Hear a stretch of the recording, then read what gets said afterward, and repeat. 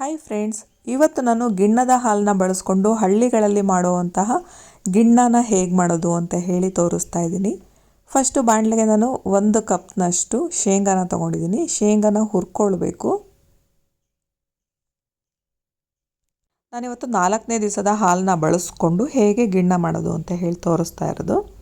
ಶೇಂಗಾನ ಚೆನ್ನಾಗಿ ಹುರ್ಕೊಳ್ಬೇಕು. ಹುರಿದಾದ್ಮೇಲೆ ನಾನು ಇದನ್ನು ಬೇರೆ ಒಂದು ತಟ್ಟೆಗೆ ಹಾಕಿಟ್ಕೊಳ್ತಾ ಇದ್ದೀನಿ. ನೆಕ್ಸ್ಟ್ ಇಲ್ಲಿ ಗಿಣ್ಣದ ಹಾಲನ್ನ 1 ಲೀಟ್ರಷ್ಟು ತೊಗೊಂಡಿದ್ದೀನಿ. ನಾನಿಲ್ಲಿ 4ನೇ ದಿವಸದ ಗಿಣ್ಣದ ಹಾಲು ತೊಗೊಂಡಿರೋದು. ಫಸ್ಟು 2-3 ದಿವಸದ ಗಿಣ್ಣದ ಹಾಲಲ್ಲಿ ಗಟ್ಟಿ ಗಿಣ್ಣ ಮಾಡ್ಬೋದು. 4 ಮತ್ತು 5ನೇ ದಿವಸದ ನೀರು ಗಿಣ್ಣ ಮಾಡ್ಕೋಬೋದು. ಆದರೆ ಗಟ್ಟಿ ಗಿಣ್ಣ ಮಾಡ್ಕೊಳೋದಕ್ಕೆ ಬರೋದಿಲ್ಲ. ಅಥವಾ ಈ ರೀತಿ ಸ್ವೀಟ್ ಕೂಡ ಮಾಡ್ಕೊಳ್ಬೋದು. ಅಂದರೆ ನೀರು ಗಿಣ್ಣ ತಿನ್ನೋದಕ್ಕೆ ಇಷ್ಟ ಆಗಲ್ಲ ಅನ್ನೋರು ಈ ರೀತಿ ಸ್ವೀಟ್ ಮಾಡಿಕೊಂಡ್ರೆ ತುಂಬ ಚೆನ್ನಾಗಿರುತ್ತೆ. ಟೇಸ್ಟ್ ಇದೊಂಥರ ಡಿಫ್ರೆಂಟಾಗಿ. ಕೆಲವರೆಲ್ಲ ಮೊದಲ 2 ದಿವಸದ ಗಿಣ್ಣದ ಹಾಲಲ್ಲಿ ಕೂಡ ಗಟ್ಟಿ ಗಿಣ್ಣ ಮಾಡೋದಿಲ್ಲ, ಇದೇ ಥರ ಗಿಣ್ಣ ಮಾಡ್ಕೋತಾರೆ. ನೆಕ್ಸ್ಟ್ ಈಗ ಮಿಕ್ಸಿ ಜಾರಿಗೆ ನಾನು ಶೇಂಗಾನ ಹುರಿದುಬಿಟ್ಟು ಸಿಪ್ಪೆ ತೆಗೆದಿರೋದನ್ನು ಹಾಕಿ ತರಿಯಾಗಿ ಪುಡಿ ಮಾಡಿದ್ದೀನಿ. ನೆಕ್ಸ್ಟ್ ಈಗ ಇದೇ ಮಿಕ್ಸರ್ ಜಾರಿಗೆ ನಾನು ಹುರುಗಡ್ಲೆ ಅಥವಾ ಪುಟಾಣಿ ಅಂತಾರಲ್ಲ ಅದನ್ನು ಹಾಕ್ಕೊಳ್ತಾ ಇದ್ದೀನಿ. ಜೊತೆಗೆ ನಾನಿಲ್ಲಿ ಏಲಕ್ಕಿನ ತೊಗೊಂಡಿದ್ದೀನಿ. ಒಂದು 4ರಿಂದ 5 ಏಲಕ್ಕಿನ ತೊಗೊಳ್ಬೋದು. ಸಿಪ್ಪೆ ಬಿಡಿಸ್ಬಿಟ್ಟು ಈ ಹುರುಗಡ್ಲೆ ಜೊತೆಗೆ ಹಾಕಿ ಇದನ್ನು ನೈಸಾಗಿ ಪುಡಿ ಮಾಡ್ಕೊಳ್ಬೇಕು. ತರಿ ಎಲ್ಲ ಇರಬಾರ್ದು. ಶೇಂಗಾನ ಮಾತ್ರ ತರಿಯಾಗಿ ಮಾಡಿಕೊಂಡ್ರೆ ನಾವು ಏನು ಗಿಣ್ಣ ತಿನ್ನುವಾಗ ಅದು ನಮಗೆ ಸಿಗತ್ತಲ್ಲ, ಟೇಸ್ಟ್ ಚೆನ್ನಾಗಿ ಅನಿಸುತ್ತೆ. ಹಾಗಾಗಿ ಈಗ ಇದನ್ನು ಕೂಡ ಪುಡಿ ಮಾಡ್ಕೊಳ್ತಾ ಇದ್ದೀನಿ.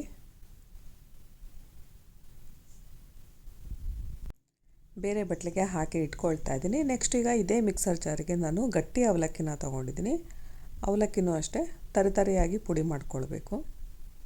ನುಣ್ಣಗೇನು ಪುಡಿ ಮಾಡ್ಕೊಳ್ಳೋದು ಬೇಡ, ತರಿಯಾಗಿ ಮಾಡಿಕೊಂಡು ಈ ಶೇಂಗಾ ಜೊತೆಗೆ ಹಾಕ್ಕೊಳ್ತಾ ಇದ್ದೀನಿ ನಾನು. ಅವಲಕ್ಕಿ ಆಪ್ಷನಲ್ಲಿ ಬೇಕಂದರೆ ಹಾಕ್ಬೋದು, ಇಲ್ಲಾಂದರೆ ಸ್ಕಿಪ್ ಕೂಡ ಮಾಡ್ಕೊಳ್ಬೋದು. ಅಥವಾ ಅವಲಕ್ಕಿನ ಸ್ವಲ್ಪ ಜಾಸ್ತಿ ಕೂಡ ಹಾಕ್ಕೊಳ್ಬೋದು. ನೆಕ್ಸ್ಟ್ ಅರ್ಧ ಬಟ್ಲಷ್ಟು ತೆಂಗಿನಕಾಯಿ ತುರಿ ತೊಗೊಂಡಿದ್ದೀನಿ. ನೆಕ್ಸ್ಟಿಗೆ ಇಲ್ಲಿ ಹಾಲನ್ನ ಕುದಿಯೋಕ್ಕೆ ಇಟ್ಕೊಂಡಿದ್ದೆ. ಇದನ್ನು ಚೆನ್ನಾಗಿ ಕುದಿಸ್ಕೊಳ್ಬೇಕು. ಏನು ನಾವು 1 ಲೀಟ್ರ್ ಹಾಕಿದ್ದೀವಲ್ಲ ಅದು ಅರ್ಧ ಲೀಟ್ರಿಗೆ ಕಡಿಮೆ ಆಗಬೇಕು. ಅಲ್ಲಿ ತನಕ ಚೆನ್ನಾಗಿ ಕುದಿಸ್ಕೊಳ್ಬೇಕು. ನೆಕ್ಸ್ಟ್ ನಾನಿಲ್ಲಿ ಬೆಲ್ಲದ ಪುಡಿನ ಹಾಕ್ಕೊಳ್ತಾ ಇದ್ದೀನಿ. ನೀವು ಬೆಲ್ಲದ ಪುಡಿನಾದರೂ ಹಾಕ್ಕೊಳ್ಬೋದು ಅಥವಾ ಮಾಮೂಲಿ ಬೆಲ್ಲ ಎಲ್ಲ ಸಿಗುತ್ತಲ್ಲ ಅದನ್ನಾದರೂ ಹಾಕ್ಕೊಳ್ಬೋದು. 2 ಬಟ್ಲಷ್ಟು ಬೆಲ್ಲ ಬೇಕಾಗತ್ತೆ. ತುಂಬ ಏನು ಸ್ವೀಟಾಗಿ ಮಾಡ್ತಾಯಿಲ್ಲ. ಜಾಸ್ತಿ ಸ್ವೀಟ್ ಬೇಕು ಅನ್ನೋರು ಇನ್ನೊಂದು ಅರ್ಧ ಬಟ್ಲಷ್ಟು ಬೆಲ್ಲನ ಹಾಕ್ಕೊಳ್ಬೋದು. ನೀವು ಮಾಮೂಲಿ ಅಂಗಡಿಯಿಂದ ತರೋವಂತಹ ಬೆಲ್ಲ ತೊಗೊಂಡಿದ್ರೆ ಅದನ್ನು ಚೆನ್ನಾಗಿ ಕುಟ್ಕೊಂಡು ಅಥವಾ ತುರಿದ್ಬಿಟ್ಟು ಅದನ್ನು ಕೂಡ ಹಾಕ್ಕೊಳ್ಬೋದು. ಈಗ ಚೆನ್ನಾಗಿ ಮಿಕ್ಸ್ ಮಾಡ್ಕೊಳ್ತಾ ಇದ್ದೀನಿ.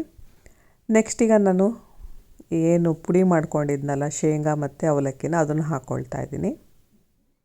ಹೀಗೆ ಒಂದೊಂದೇ ಐಟಮ್ನ ಹಾಕ್ಕೊಳ್ತಾ ಹೋಗಬೇಕಾಗತ್ತೆ. ನೆಕ್ಸ್ಟು ತೆಂಗಿನಕಾಯಿ ತುರಿನ ಹಾಕ್ಕೊಳ್ತಾ ಇದ್ದೀನಿ. ಈ ಪುಡಿಗಳನ್ನೆಲ್ಲ ಹಾಕ್ಕೊಳ್ಳುವಾಗ ನಾವು ಕೈ ಆಡ್ಕೊಳ್ತಾನೆ ಇರಬೇಕಾಗತ್ತೆ. ಅದರಲ್ಲೂ ಕಡಲೆ ಪುಡಿ ಹಾಕ್ಕೊಳ್ಳುವಾಗ ಅಂತೂ ಕೈ ಬಿಡಲೇಬಾರ್ದು, ಕೈ ಆಡ್ತಾನೆ ಇರಬೇಕು. ಗಂಟು ಇಲ್ದಂಗೆ ನಾವು ನೀಟಾಗಿ ಮಾಡಿಕೊಂಡ್ರೆ ಟೇಸ್ಟ್ ಚೆನ್ನಾಗೂ ಆಗುತ್ತೆ. ಗಂಟಿದ್ರೆ ತಿನ್ನೋದಕ್ಕೆ ಸ್ವಲ್ಪ ಚೆನ್ನಾಗಿ ಅನಿಸಲ್ಲ. ಹಾಗಾಗಿ ಕೈ ಆಡ್ತಾನೆ ಇರಬೇಕು. ಈ ರೀತಿ ಕೈ ಆಡ್ತಾ ಇದ್ದರೆ ಗಂಟು ಕೂಡ ಆಗೋದಿಲ್ಲ.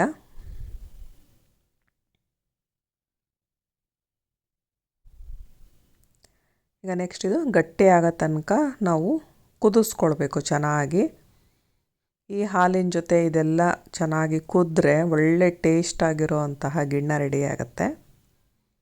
ನಾವು ಬೇಕು ಅನ್ನೋದಾದರೆ ಇಲ್ಲಿ ಸ್ವಲ್ಪ ತುಪ್ಪ ಕೂಡ ಹಾಕ್ಕೊಳ್ಬೋದು. ಬಟ್ ಇಲ್ಲಿ ನನಗೆ ಜಾಸ್ತಿ ಫ್ಯಾಟ್ ಅಂತ ಅನ್ನಿಸ್ತಾ ಇರೋದ್ರಿಂದ ತುಪ್ಪ ಹಾಕ್ಕೊಳ್ತಾ ಇಲ್ಲ, ಬರೀ ಇಷ್ಟರಲ್ಲೇ ಮಾಡ್ಕೊಳ್ತಾ ಇದ್ದೀನಿ. ಈಗ ಚೆನ್ನಾಗಿ ಕುದೀತಾ ಇದೆ. ಕುದಿಯುವಾಗ ನಾನು ಸ್ಟವ್ ಆಫ್ ಮಾಡಿ ಸ್ವಲ್ಪ ಹೊತ್ತು ಮುಚ್ಚಿಟ್ಕೊಳ್ತಾ ಇದ್ದೀನಿ. ಇದನ್ನು ಬಿಸಿಯಾಗಾದರೂ ತಿನ್ಬೋದು ಅಥವಾ ಫ್ರಿಜ್ಜಲ್ಲಿ ಇಟ್ಟು ತಣ್ಣಗೆ ಮಾಡಿಕೊಂಡು ಕೂಡ ತಿನ್ಬೋದು. ತುಂಬಾ ಚೆನ್ನಾಗಿರುತ್ತೆ, ತುಂಬ ರುಚಿಯಾಗೂ ಇರುತ್ತೆ. ಮಾಡೋದು ಕೂಡ ತುಂಬ ಸುಲಭ. ನೀವು ಕೂಡ ಗಿಣ್ಣದ ಹಾಲು ಸಿಕ್ಕಾಗ ಮಿಸ್ ಮಾಡದೆ ಮಾಡ್ಕೊಳ್ಳಿ. ಇನ್ ಕೇಸ್ ಗಿಣ್ಣದ ಹಾಲಿಲ್ಲ ಅಂದರೆ ಮಾಮೂಲಿ ಹಾಲಲ್ಲೂ ಕೂಡ ನೀವು ಮಾಡ್ಕೊಳ್ಬಹುದು. ಸ್ವಲ್ಪ ಜಾಸ್ತಿ ಹೊತ್ತು ಕುದಿಸಿ ಮಾಡಿಕೊಂಡ್ರೆ ಇದೇ ರೀತಿ ರುಚಿಯಾಗಿರುವಂತಹ ಗಿಣ್ಣ ರೆಡಿ ಆಗುತ್ತೆ. ನೀವು ಕೂಡ ಈ ರೆಸಿಪಿನ ಮಿಸ್ ಮಾಡದೆ ಟ್ರೈ ಮಾಡಿ. ಈ ವಿಡಿಯೋ ಇಷ್ಟ ಆದರೆ ಲೈಕ್ ಮಾಡಿ, ಶೇರ್ ಮಾಡಿ ಹಾಗೂ ಸಬ್ಸ್ಕ್ರೈಬ್ ಮಾಡಿ. Thank you friends.